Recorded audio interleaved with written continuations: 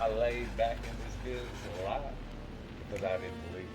Mm. You know what I mean? Yeah. Until you believe in you, no matter what's going on around you, you gotta believe. Yeah. You gotta believe in you, even if your wife, your kids, your family, nobody else believe you. If you believe in something strongly enough, you're gonna put everything you can into it to make it success. Yeah. Great. So pulling up in my next interview. You know what I'm talking about? Really excited about this right here. Yo, hey, let's go in. Let's go and check it out. See what he's talking about, man. You know what I'm talking about? Man, what's going on, baby? Hey. Oh, it's nice.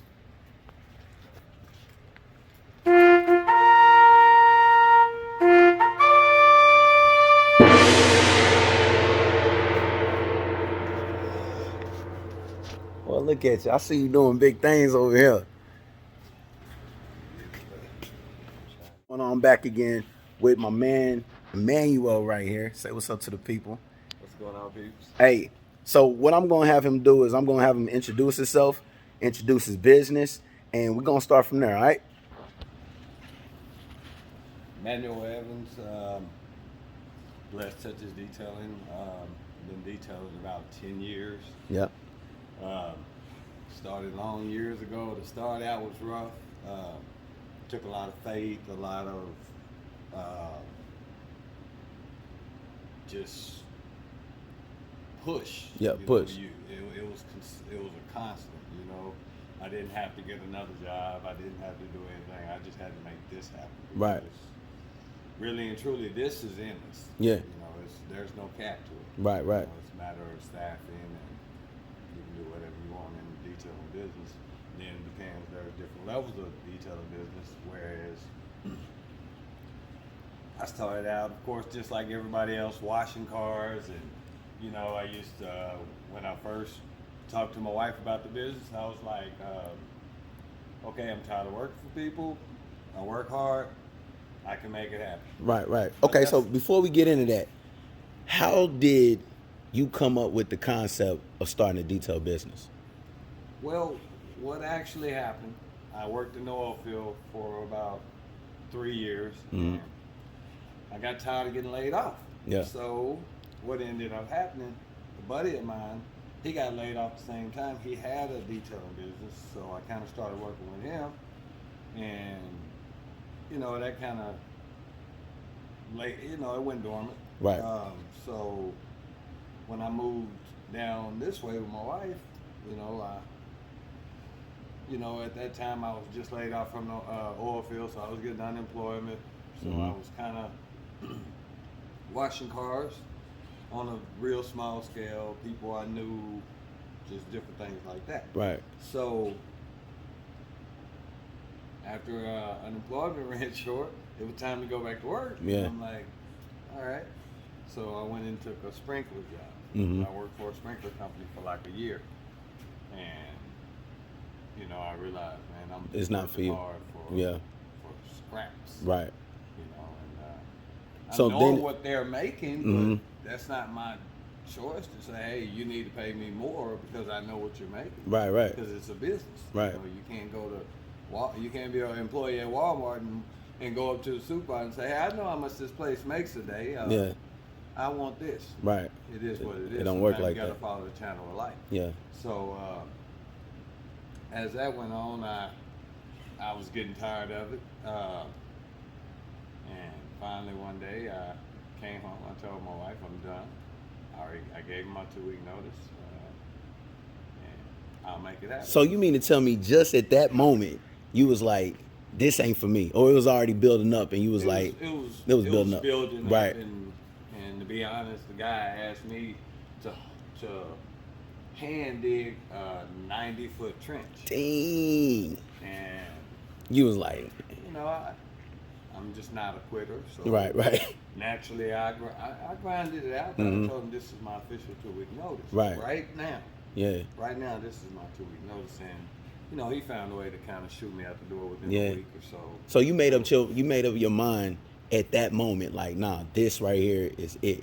So you had a defining moment Well, I already knew what I wanted to Yeah. do. I wanted to start at that time. I'm gonna say a car washing business. Yeah, yeah. Because that's pretty much what I was. Uh-huh. But I was really good. Right. And so,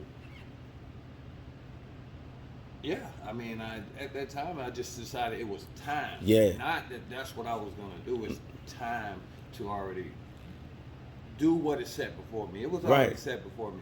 I had Blessed Touches Detailing named at least a year before I went into business. Wow. Wow. So, after that, I came home. I told her, and I didn't ask her. I didn't consult with her. I did a little wrong, but I believe in me, Right. and I know I work better under pressure. Yes. I know exactly. As an artist, I know exactly what you mean. Yeah. So I told her, hey, just to really supplement, I mean, I need to make $100 a day. Yeah. But at this time, $100 a day didn't come easy because I was doing $20, $25 washes, Yeah. and I was doing way too much. Mm-hmm. I was giving away a lot. Wow. But I didn't know the industry, so Mm-hmm. I jumped in, but I didn't research the industry. And then just the common sense in me was like, wait a minute. There's no way people are being successful in this, and I see it all the time, and they're charging what I'm charging. Right. They're making this. There's no way. Mm-hmm. How are they making money? So I started to actually research the business, research the price points, Right. that type of thing. And of course, I can't just jump right up. Right, But right. I started to inch my prices up, and so over the years, as I got it in, not to skip back to the start, it was like sometimes I would have to sit down and write down my numbers just to make, say, $1,000 this week. I got to wash 35 cars. Right, right. Yeah. And I'm not even blinking. Wow. I'm going to figure it out. Right. So I kept doing this, and I was like, wait a minute. There's an easier way. And that, as I said, I started researching and got the price points down and figured out how I can get myself to the price standard. So give me one of these examples of how you actually got these price points down. Basically, I researched through the internet, Mm-hmm. looked at what other companies in the area were charging. Right. YouTube. Yeah, yeah. YouTube University. Yeah. Oh yeah, yeah. I mean, I did everything I could. Right. I just started talking to people and Yeah, that's just it. I see details working. I just ride up on them. Yeah. And see, back then, when you ride up on the detailer and they see you're a detailer, they're looking at you like, Yeah, yeah, yeah. I'm not going to talk to you. Right, yeah. Now the industry's changed. Whatever is wide open. If you want to get into the detailing industry, everything is right there. Right. It's all available. People that'll help you, they'll talk to you, they'll coach you, there's plenty of classes. Yeah. And I actually offer classes myself now. That's what's up. I'm also a regional trainer for my coating company. So, What you say for your what? for the ceramic coating company. Oh, ceramic coating. Yes. Let's talk about that. Let's go. That's what I'm talking about. This is my some of my Okay. Regional flags. trainer. Yeah, that's my latest regional trainer for SB3 coatings. This is our Trinity certification, which is our 7-year 3-layer system. Yeah, yeah. And also, again, skills validated through the IDA, which is the International Detailing Association. And I'm also certified in XPEL clear film. And that's amazing. So how long did it take you to acquire all these skills? Well, I've been doing it on my own about 10 years. Mhm. So, and I did it a couple years prior to that, just off and on. Right. But you didn't get these plats and certifications until. No. Well, this one was probably a couple years ago. Right. This one was like a year ago. So basically, what I'm saying is that you was actually still working while you was working towards getting these certifications and whatnot. That's what's up, baby. It's because the thing is, you have to work Right. in order to acquire the experience. Yeah. Because the thing is, with detailing, it's a little different because you can go and get trained, but that's more of a controlled environment. Right, right. Whereas when you're actually dealing with the public and dealing with different cars, different, you can have 10 of the same vehicles and not all of them be the same dirty. Yes. So, or say if you get into paint, when you get into polishing paints, you could have 2 of the same vehicles, same color, everything. They could have been actually manufactured differently. The paints could respond differently to the compounds, different things of that nature. So basically, don't be getting out there and cleaning on people's cars and you don't know what you're really doing. You mess up somebody's paint job. People do it all the time. Yeah. There's guys I know in this industry, been in the industry 10, 15, 20 years, yeah. and they do it wrong. I've told them they do it wrong. Other people have told them they do it wrong. They've researched and saw they do it wrong, but they continue to do it wrong. But guess what? Most of the consumers don't know. Yeah. Whoa. The thing is, a bad car washer is as bad as going through a drive-through car wash. Drive-through car washes are horrible for paint. Whoa. Yeah. Drive-through car washes cause a lot of hashing, marring, that type of thing. Right. And so I had the luxury of kind of getting in with a body shop and different things like that. So it kind of gave me an upper hand. And then along with all, I researched, and I tried different things. And when I would talk to people about things or just even on social media, different groups. I may not have totally engaged in those groups, but what I did is went in there and saw, okay, this guy has this problem. I might have this problem. Right. So let me see what his method is. These guys are chiming in, telling, hey, try this, try that. Right. So within that, I researched it basically on the back end of a lot of groups. Never really spoke out, never really put anything out there. Yeah. I just soaked up information. Soaked up that soaked game. It up. Yeah. And so then, of course, naturally, I had to start get out of my shell of just being, because I'm a laid back. I deal with a lot of people. Yeah, for sure. It is what it is. So I had to get out of that in order to start getting into the industry, talking to other detailers, whatever. Because if I'd have never done that, these things would have never came about. Right. You know what, man? So just off of just talking to you right now, man.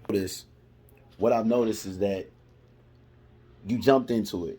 You seen something that you wanted to do, and you was like, I'm not gonna be held captive. I'm not gonna have this paralysis by analysis, and I'm just gonna jump in and I'm gonna do it. And while I'm doing it, I'm gonna work towards making myself better at what I'm doing by researching, by talking to other people, and basically just getting it done. Exactly. Right? Man, I love that. Y'all hear that? That's what I'm talking about. That is exactly what. Hey, show me around some more, my man. All right. Of course, this is the lobby area. Then, of course, we have a restroom. Boom. This is my break room, soon to be a training area. Okay. And this is the shop. Bam. Like, say, for instance, this vehicle here is, most regular detailers would not have been able to diagnose this properly and give this guy the right thing that he needed for this truck. This truck came in, it was musty, had like a really strong mildewy smell. And he couldn't figure it out. He stated, hey, I cleaned the carpet, I did this, I did that. I'm like, okay, well, just from my experience and knowing, there's something else going on. I was like, I can't give you a price. Yeah. I can give you a start out price, range between this and this. Because you don't know what the problem is, right? So, if it's something I figure I can get out without pulling things apart, we'll probably be at the lower end. Okay, I start pulling things apart, we'll be at the higher end. Right. So naturally, when he came in, he kind of knew where the smell initiated, which was over there in the back floorboard. Right. And he was like, well, nobody spilled anything, whatever. I'm like, well, if you still got the smell that strong in this carpet, the carpet felt dry, it was dry, everything. I was like, there's probably water somewhere else. Right. So I explained to him what we had to do, and so basically what we had to do was pull the carpet up, not necessarily pull the carpet out, because it's only wet in this section Wow, yeah. of the floor, because if under the carpet there's channels. Fortunately, this floorboard is not flat. Right. It has that hump. Right. So actually, what happened then? It has the hump going to the front, so the water actually set in that pocket. Oh, yeah. So what happens is, though, that water can never dry out, because if you look at this carpet, it has some type of liner that's not going to let things come back up. Right, right. It'll just stay down, and it stays down in this mat. And so, man, what I had to do was pull that up, and I touched under there, and it's soaking wet, yeah. Soaking wet. And so we called the customer, let him know what was going on, and I gave him the lighter option without pulling the seats, because we have a situation where we will have to pull the seats, pull the whole carpet up, and clean down from the bottom up. Right. But, you know, with the knowledge and experience, I know I can do this for him. I can help this customer on this end, and guess what? He may want to do something to the outside. Yeah, for sure. I mean? Yeah. You know, there's just different ways. You know, it's not. I don't always go for the big buck on customers. I treat them just like people, because they work hard just like I do. In most cases. Yeah. You know, do absolutely. I have some higher end customers that just have it? I have some. Right. I like more the everyday people. I like to relate with people. Right. You know what I mean? I don't like, you know, I mean, I like any customer, but my most customers I strive for to reach out to are customers that'll be customers for life. Right, for sure. You know, that I can say, hey, how's Lil Bobby? Yeah. How's he been? Yeah. Man, he's 13 now. You know? Man, I remember when that kid was 6. Yeah. You know, things like that. You know, building like relationships, right? More, you know, more relationship than just pretty much just straight business. Right. You know, you get a lot further with people, and you get a lot better word of mouth referral. Yeah. Word of mouth referral, they say is outdated, but no, it works. But you can't beat word of mouth referral versus social media. Social media, they just see what's presented there. Right. Yeah, of course you have, you know, say like Google, your reviews help. Yeah. You know, that type of thing. But word of mouth, one person's gonna tell at least 7 people. Yeah. So if you get 3, 4 out of those 7 people, guess what? That's 3 or 4 more people that's gonna times 7. So you're looking at another 21, 28 people. Yeah. And there you go. Yeah, just keep growing. Right. So, Man, hey, bro, I sure do appreciate you. Hey, one more thing, man. You also coach, right? Yes. You coach Pee Wee football. Yes. Tell me about your experience with Pee Wee football. I know y'all had a pretty rough year this season, but this year was rough, but it's okay. Yeah. It comes with it. Right. We had rough years before. Then we had, you know, 2 years prior to that, of course, we won the Super Bowl, went undefeated. Right. Got scored on like one time each year. Yeah. So this year was something that, you know, especially me, because I'm super high strung with those kids. Yeah. And I treat them rough. I don't treat them like babies. And I, of course, let their parents know from that beginning meeting, hey, I'm that loud coach. I'm that one that's going to treat them like young men, okay? Right. So please don't get offended. Right. Please don't think I'm treating your child in any way, any disrespectful way, but I want them to be better. So what made you want to coach in the first place? Well, it came down to this. I was raising my nephew, and he started playing. The first year he played, I feel like he got shafted. I feel like he was much more talented than a lot of those kids. Yeah. So I kept yapping about it, and then finally, it may have been my wife. She's like, "Well, you know, they say you can talk or you can do something about it." Right. And the only thing I can do about it, outside of talking and yelling and getting frustrated, is do something about it. Right.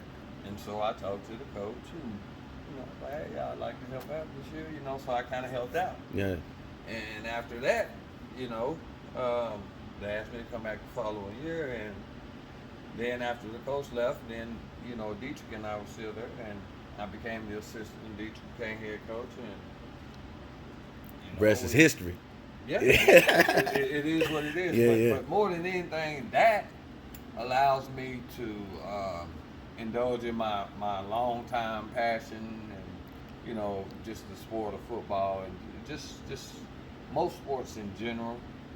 Um, it just allows me to give back at something that I know about. Cause Absolutely. I'm the type of person, if I don't know how to do something, I'm I'm good. Right. I probably don't. I'm not very. I'm a little too simple in ways, but it is what it is. Right, I right. am who I am. So that within itself and allows you to build them kids up. You know, I mean, there are some kids we had. They didn't even know how to if we were on offense or defense. Right. So the challenges of getting these kids to get better, get them to understand where you're what you want them to do. I mean, it's super challenging, and through it all, you're giving back to society. Right. Because the thing is, one person can't change the world. Man. It takes a whole. It don't even take a community anymore. Right. It takes people. Right. A large quantity of people to Right. change things. So. Absolutely. Man, that's beautiful, man. I appreciate your time, bro. Like, real talk, good, man. my man. I appreciate your time, man.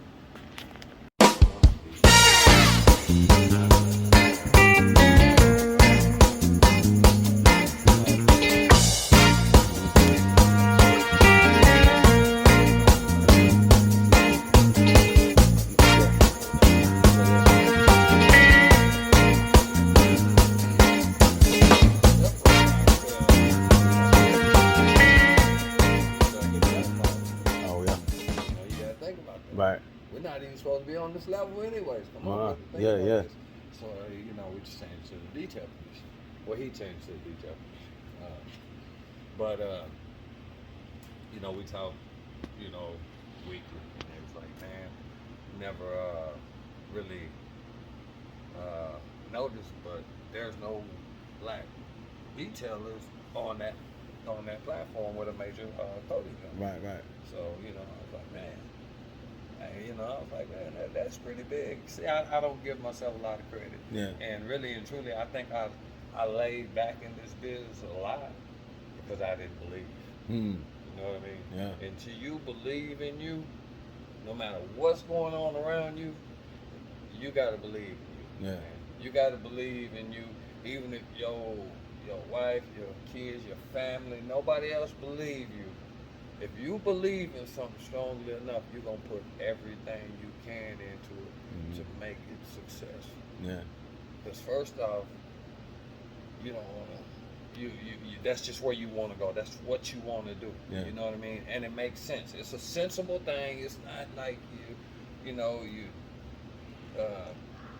all of a sudden just jumped out there and said, "Hey, I'm 50 years old, but I want to be a rapper." Right, You know right, what I right. mean? Yeah. Something realistic and man, you just go do it. Right. And the push from all the people that saying you're not going, that's not going to work. Yeah. That's extra motivation. Yes. A lot of times you have to learn to turn negativity and all this stuff and the motivation. Right. You know what I mean? And that's what I did. And I just turned a lot of it into straight motivation. And does it get hard? Yeah. Yeah. I mean, it gets hard every month. Well, Every what week, they say? They every say sport. new level, new devils. You know what I mean? You go up in another level, like playing the video games, a boss. You beat that boss, then you go up, you think you winning, and then now it's another one. So I definitely understand what you mean by that, man. There was one thing you said earlier when you was talking about relating to the client and not really charging them an arm and a leg, just working with them, right? So there was a situation I had a couple of years back. I was going door to door and I was trying to get some extra money, and so I was raking yards. Right. Man, I ain't know nothing about how to to scale the yards or whatever, and Right. and dude was like, I said, man, and I'll rake your yard, and he was like, how much you gonna charge me? I looked around, I was like, oh, this ain't nothing, man, $35 just for the front. And he was like, all right, bro. I was out there hours, man, because when you rake the yards, there's levels to it, man. You keep going, and so I was getting beat, and my wife was like, yo, why did you do that, man? I was like, it's good, don't even worry about it, because he gonna see I did a good job. Man, I tell you what, before I finished the yard, he came back out and he was like, hey man, I see you got a truck. How much you gonna charge me to haul off these rocks back there? and it was some rocks, you know, and like I think like some wood or whatever. And I was like, man, $90. You know what I'm saying? And he was like, that's it.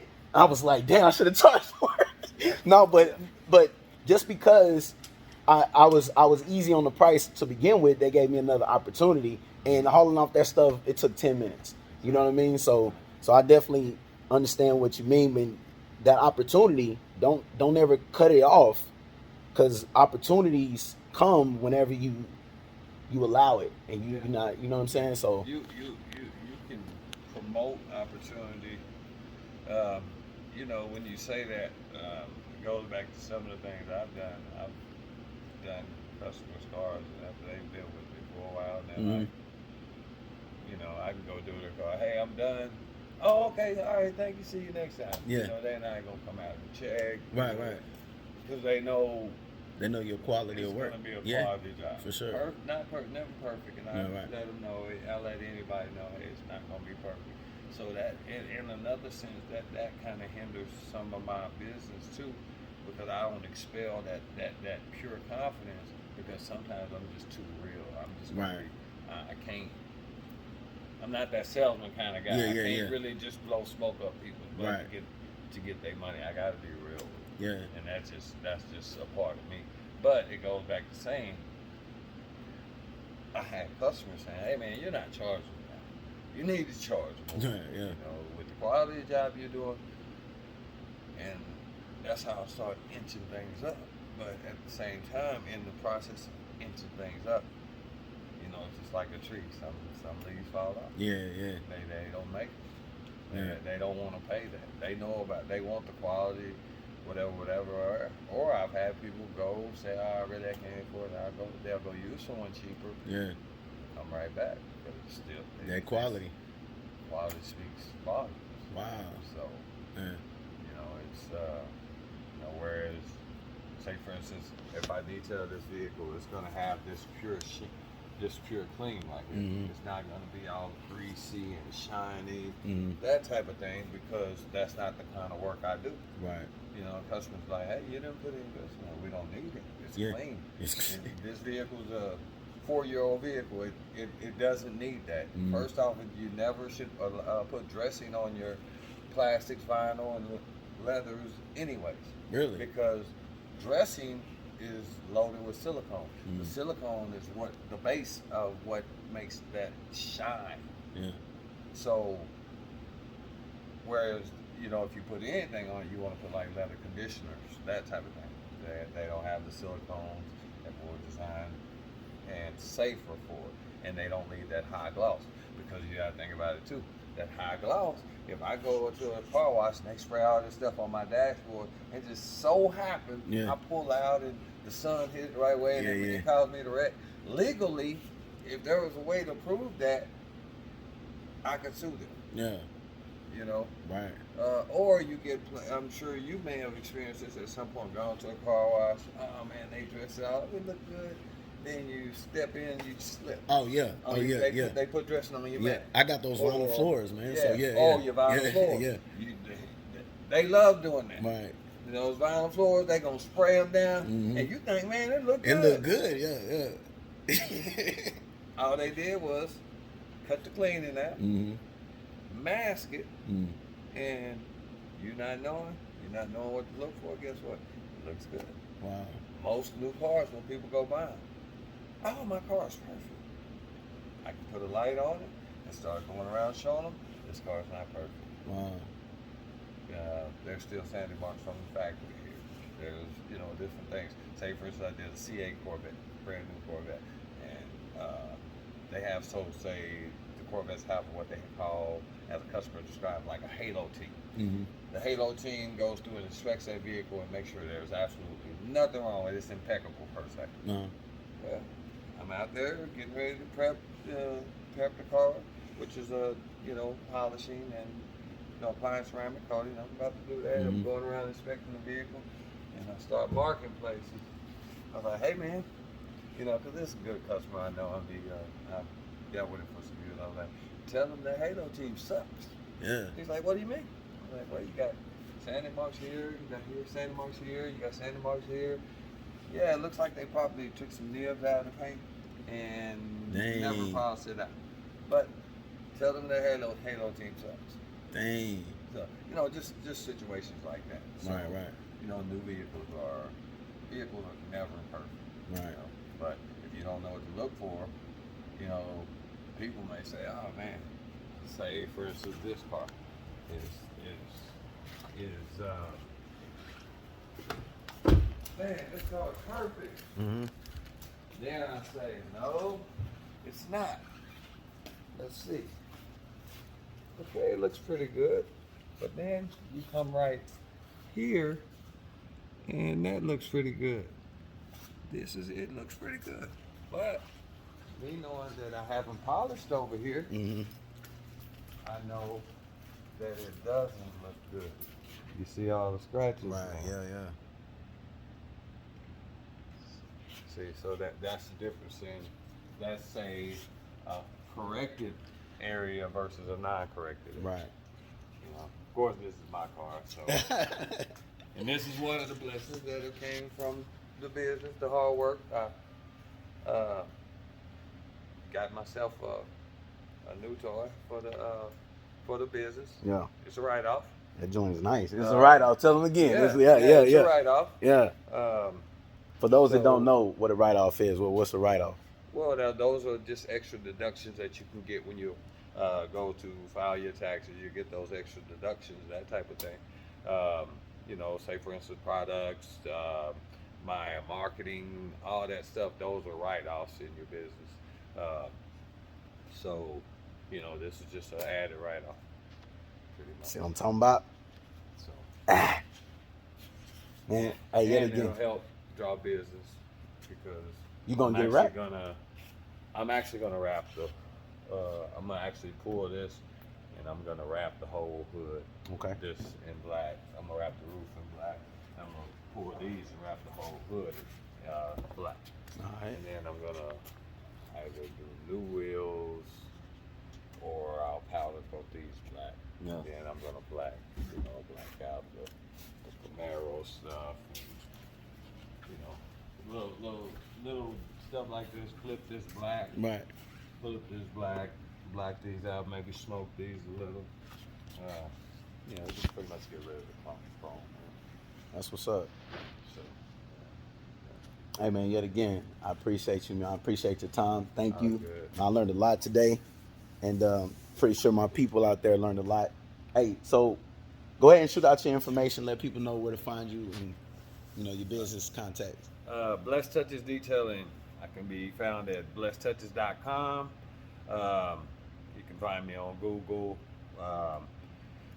as well. You can pretty much Google blessedtouches.com and everything's gonna come up. There's some articles about the business and some different things that I've accomplished. So it will be there. Just blessedtouches.com. Phone number 940-902-1282.